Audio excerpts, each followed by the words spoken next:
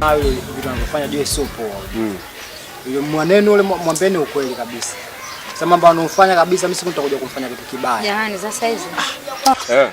Ano jamaa ameausho. Bwana Dr. Bingo sio kufanya naye ishi naye. Leo jamani. Mimi nakwambiaje?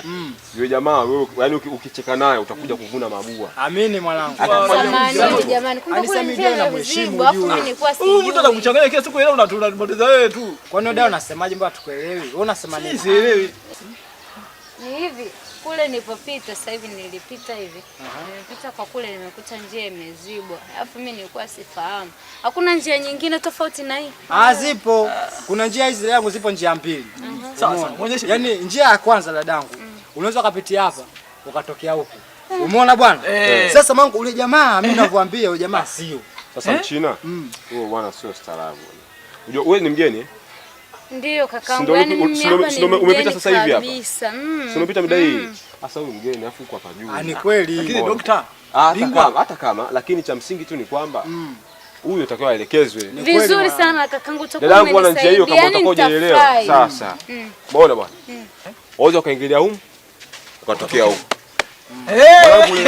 Bwana usitokee. Sasa kweli. Simple tu wewe. Safi kabisa. Jamaa mkazie. Sababu huyo kucheka naye mwisho siku anakula mavuna mabua. Amini mwanangu. Ndio hivyo. Mbona mwanangu sipo? Yule afai na bwana. Ila sawa tu. Umeona? Sawa tu. Watu kama watu kazie. Mimi mnaona udada hapo kwa miausho rafiki yangu. Tunaona kama sisi tuna akiti mambo. Kapita hapa. Huyu anaita ujinga. Amini mwanangu.